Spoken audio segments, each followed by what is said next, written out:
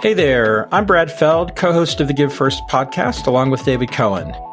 In this podcast, we talk about mentors and entrepreneurs in the startup world and discuss the concept of give first, which means being willing to help other people without an expectation of return. It's not altruism. You do expect to get something back, but you just don't know when, from whom, and what consideration over what time period. Stay tuned for some great stories from some outstanding entrepreneurs about how making give first makes great entrepreneurship possible.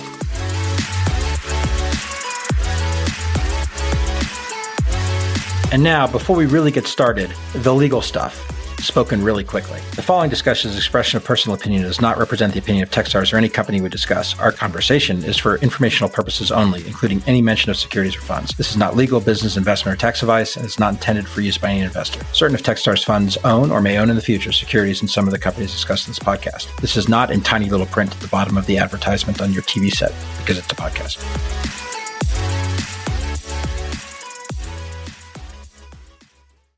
Welcome to the Give First podcast. This is Brad Feld.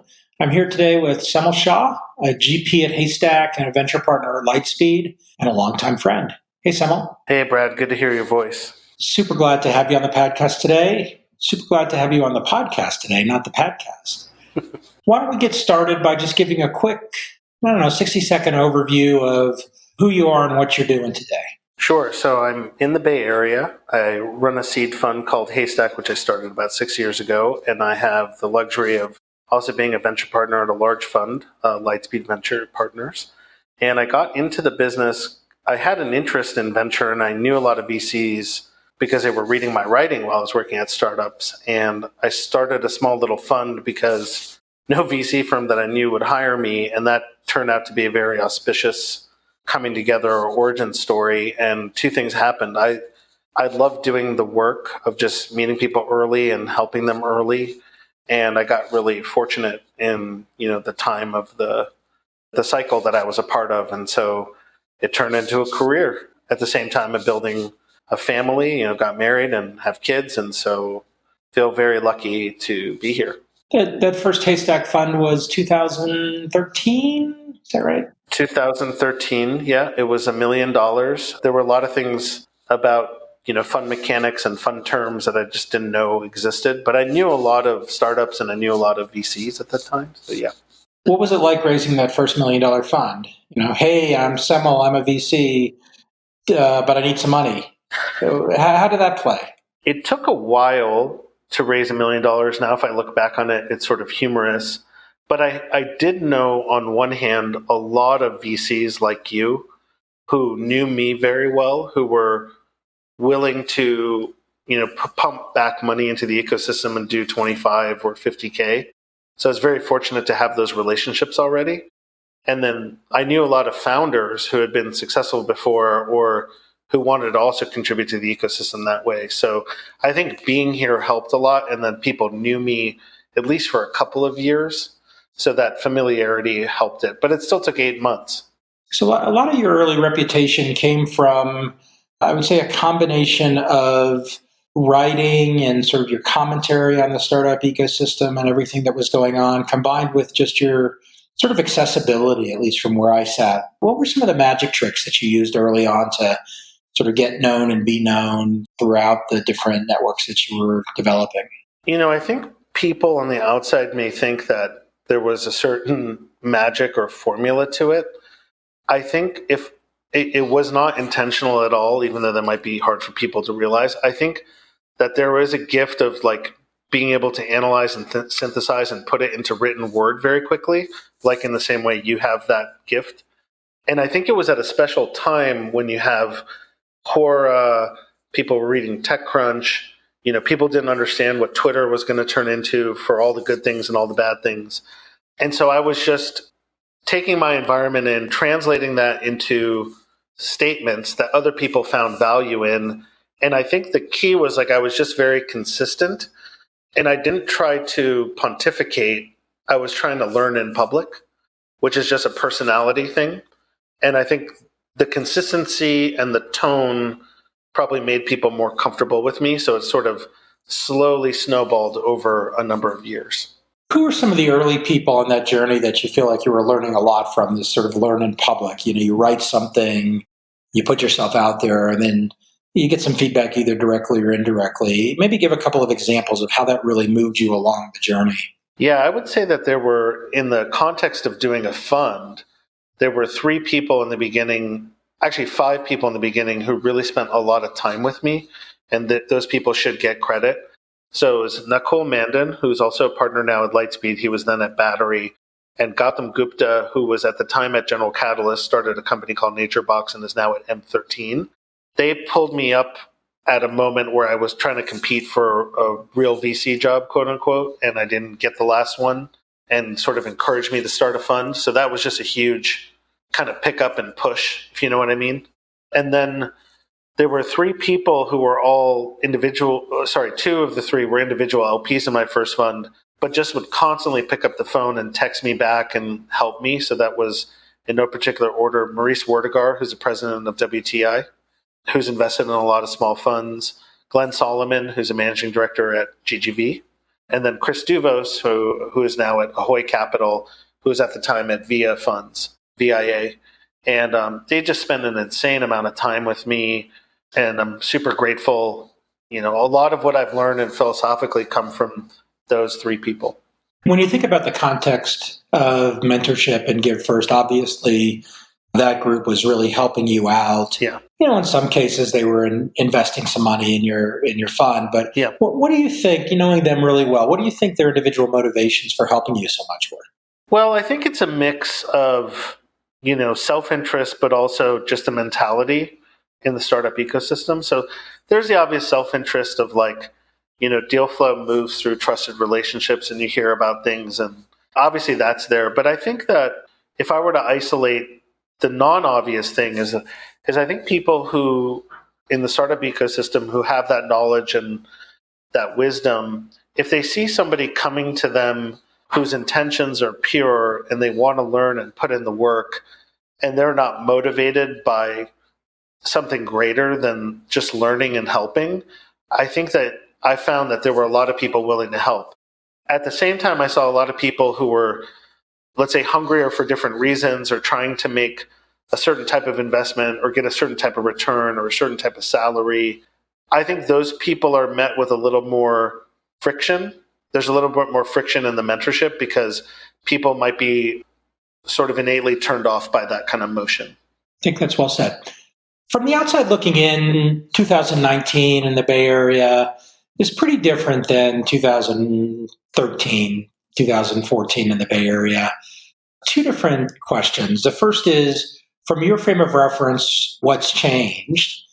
And the second is, when you think about 2019, how have you had to change your behavior to be able to be relevant and effective given, the massive explosion of early stage venture funds? Well, luckily someone just before lunch asked me the same question because they were going to a luncheon and they wanted to have 3 talking points of what to say before what's happening in Seed. So, well, they emailed me that question too, so that's where it came from. So what I told this person as they were leaving my office is, number one, it's all the work that Samir Kaji is writing from First Republic on Medium about tracking the number of seed funds, exponential proliferation of seed funds and new company creation, 2019 in the Bay Area versus 2013. It's not a linear thing. It feels like an explosion. I think number 2 is that the headroom, people, I like to say we now know what the stakes are. So if I had met Brad Feld in 2009 and we were talking about Zoom or Slack or Snapchat, we wouldn't really have a concept of a global install base like the Carlotta Perez stuff. We would be able to think about it academically.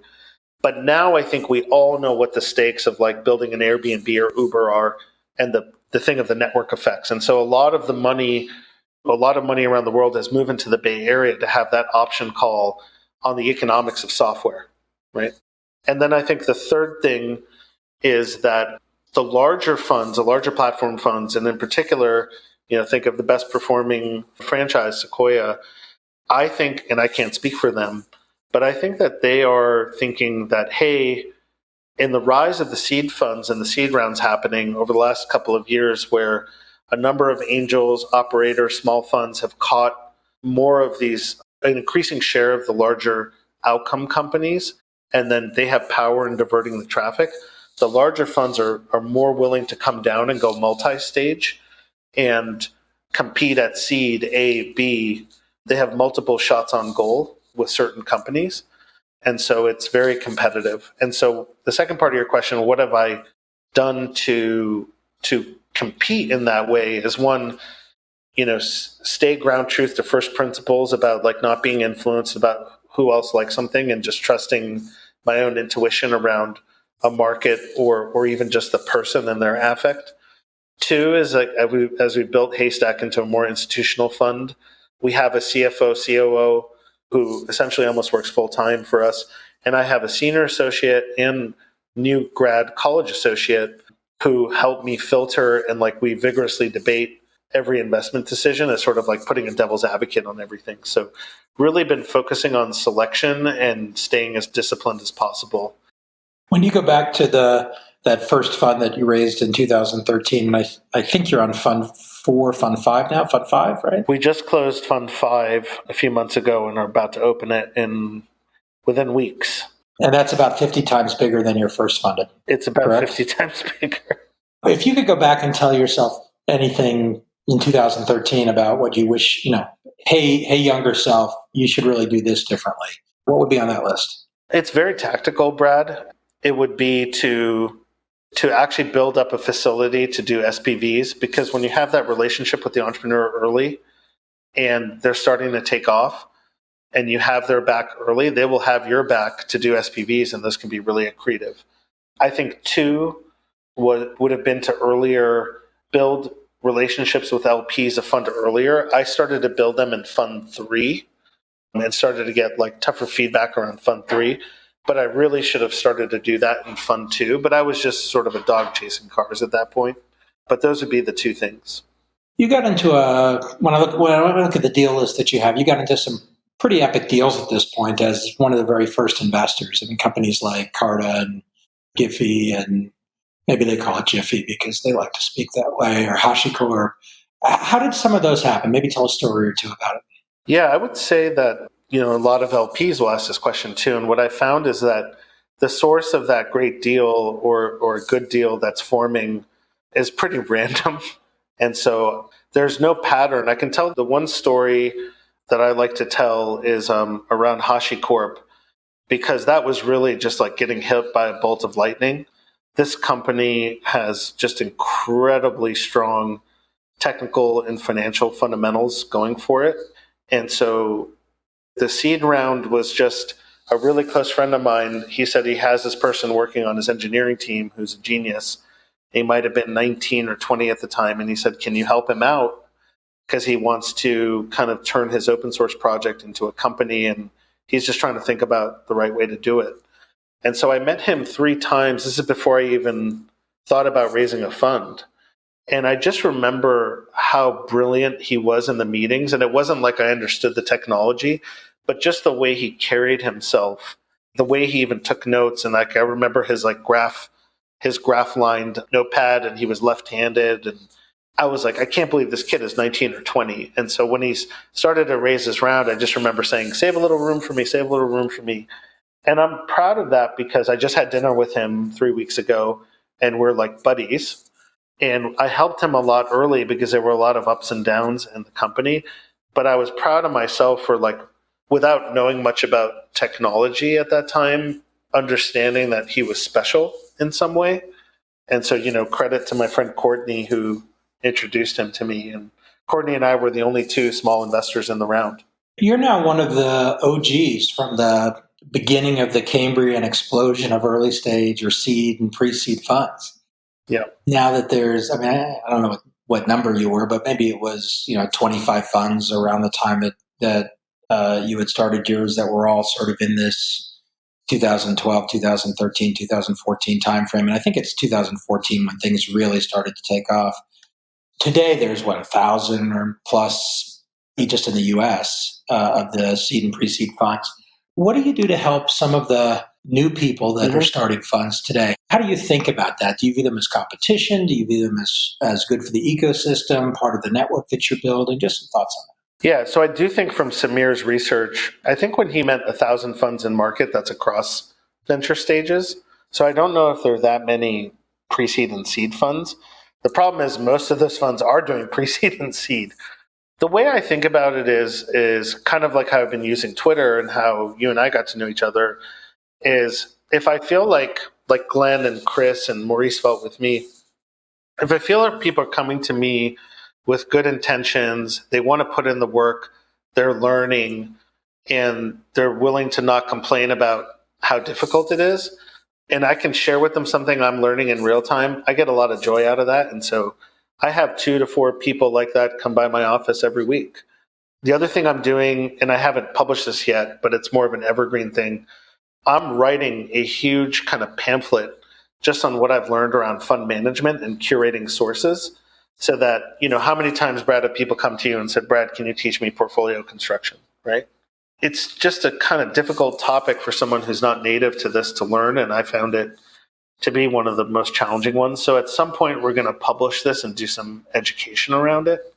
And there may be other things in the works later on that may coalesce that I can't really talk about. But, I find it a fascinating ecosystem to be a part of. And I also find as I'm, when someone comes through my office and says, teach me about reserves, and I'm still learning, just through that discussion, it reinforces my own learning. So yeah, I spend a lot of time doing that and a lot of time helping people raise their funds and sharing fund deal flow with other LPs that I've met, doing a conference around it every November called the Alignment Summit, which is a private event about 50 GPs and 50 LPs, all in kind of like a no pitch zone. So I've really spent a lot of time on that. I'm really interested in the thing that you can't talk about. So do you want to talk about the thing you can't talk about, Sim? Well, no, I'm just messing with you. On a more serious note, one of the things that you've always done as part of your own development is worked closely, either like the role that you have right now with Venture Partner at Lightspeed or with a couple of other firms like GGV in the past. How have those relationships worked for you, and would you encourage other, first-time new entrants into the VC market to try to develop relationships like that? Well, definitely you have to have those relationships. So I think it's hard to get in the business and write a meaningful check if you don't. That said, I do have a lot of people knocking on my door and asking me, how do I do what you do? The number one question I get is, how do I use Twitter or write like you do? And it's a sort of like a very hard question to answer because it's a personal thing. People will ask more tactically, like, hey, how do I do my own fund and be a venture partner in another fund? And I just don't think it's something, for better or worse, that it's easy to do. It's worth me mentioning how this started. When you dial the clock back to the end of 2012, and I thought I was going to get some VC role that I really wanted, and that fell through, I was consulting with a lot of VC firms because they had known me from the writing. So I'd spent years getting to know these people and doing like little projects for them. So my friends Knuckle and Gotham were like, look, raise a small fund and just be a venture partner with one of those funds. So I did that with Bullpen. I was a venture partner with the Bullpen guys for a couple of years. And then as I was starting to raise the third fund, GGV approached me. Now, all the managing directors of GGV had all been personal investors in all my funds. So they just said, hey, I'm sure you're getting GP offers now. Keep doing what you're doing and come here. And so I spent every Monday with them for 3 years. And then I got a call from Lightspeed. And so I think for me, just the learning curve was so steep because I don't come from the technology world and I don't come from the world of finance and money management, that I felt that just sitting down with these people on Monday, whether it's Bullpen, GGV, or Lightspeed, all very different personalities, different styles of investing, different geographies, was kind of like an amazing training ground through kind of osmosis for me to learn. And so it's been very fortunate. Now, I think that happened in a very organic way where the ecosystem didn't really care about me or didn't care that I was doing this fund and also being a venture partner. Maybe now they care a little bit more that the fund is becoming more institutional, or Lightspeed is, sort of seen as like one of these tier one brands given their success. And so now people are saying, oh, well, should I do that and how I can do that? And I think it's really hard because you have to have a lot of relationships at that fund to start because, as you know, these partner meetings are very personal in some ways. And you have to have that cone of silence, that trust, that ability not to share information that you're not supposed to share, how to add value with a minimal amount of words. And so you have to have the trust of a lot of people in the room, and that's a hard thing to earn. Well, as we're hitting the end of the podcast time, why don't we shift into the Harry Stebbings-inspired rapid-fire round? I love it. Ready to go? Ready. 30-second answers to each question. Number one, other than the Bay Area or San Francisco or any other cities in the Bay Area, what's your favorite city in the world? Tie between New York and London. Why? Because I feel like when I go there, it's like an escape and everyone's anonymous and everything's open 24 hours a day. And the variety, I love it. How about a book you've read recently that you think everybody should read?